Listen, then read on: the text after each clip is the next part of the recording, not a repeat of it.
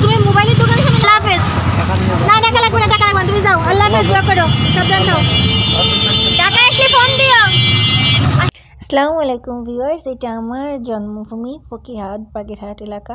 যাই হোক, আমি বাসায় ফিরতেছিলাম। আমাদের 8 বছরের যাত্রায় হচ্ছে প্রথমবারের মতো আব্বু আমাদের সি অফ করতে আসছিল। মূলত সে মোবাইলের দোকান পর্যন্ত আসছিল। আর এই যে আমরা বাসে উঠে গেলাম, এটা অনেকগুলো ক্লিপ ছিল যেগুলো সব মিসিং হয়ে গেছে, এক্সট্রিমলি সরি।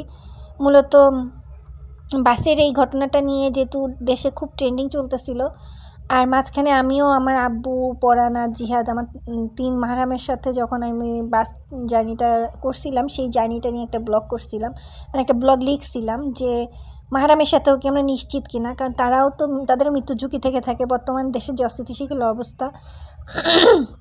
তো সেই জন্য ভাবলাম যে এই ব্লগটা ছেড়েই দিই, যেহেতু অল্প একটু ব্লগ ছেড়েই দিই। একটা সময় ভাবছিলাম যে এটা ছাড়বো না।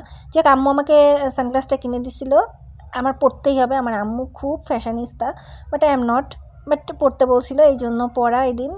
আর আমি একটা ফুল গাছ, গাঁদা ফুল গাছ বাড়ি থেকে আনছিলাম, যে ফুল গাছটা পুরো এই যে জার্নিটা আর রাস্তার এই পুরো বাতাসে সে মারা গেছে। গাছটাকে আমরা টিকে বাঁচিয়ে রাখতে পারিনি, কিন্তু গাছের ফুলটা শুকে অনেকগুলো বীজ হয়েছে এবং আমার বাগানে প্রচুর প্রচুর গাঁদা ফুল গাছ হয়েছে। যদি কারো লাগে কমেন্টে জানাতে পারেন যে আপু আমার গাঁদা ফুল গাছ লাগবে। আমরা প্রচুর প্রচুর চারা তৈরি করছি। যাই হোক, আমাদের দক্ষিণবঙ্গ কিন্তু দেখতে মারাত্মক সুন্দর, অসম্ভব সুন্দর, আর শীতকালেও অনেক বেশি সুন্দর থাকে। দক্ষিণবঙ্গে সুন্দর সুন্দর হেরিটেজ সাইট আছে, ষাট গম্বুজ বলেন, খানজাহান আলীর মাজার বলেন, ঐতিহাসিক, তারপরে সুন্দরবন বলেন, আর পদ্মা সেতু হয়েছে এখন। যাই বলেন, পদ্মা সেতু কিন্তু দক্ষিণবঙ্গের জন্য একটা আশীর্বাদ, সত্যিকারের আশীর্বাদ, যে যাই বলুক। তো আমাদের জন্য খুবই রিল্যাক্সিং জার্নি ছিল। আমি সকালে 11টায় রওনা দিচ্ছি, আর বাসায় এসে মানে ঢাকায় ফিরে আমরা দুপুরে লাঞ্চ করছি আল্লাহর রহমতে।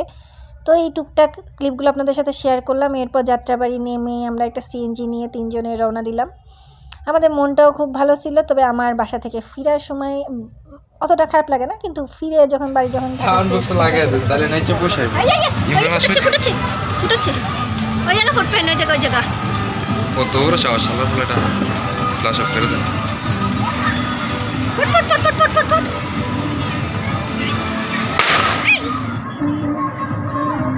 ওই ঘাটা।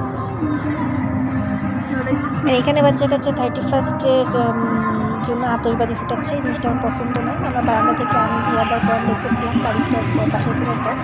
সবাই ভালো থাকবেন, সুস্থ থাকবেন, যে যেখানে যত দূরপাল্লা যান সাবধানে থাকবেন, সুস্থ থাকবেন।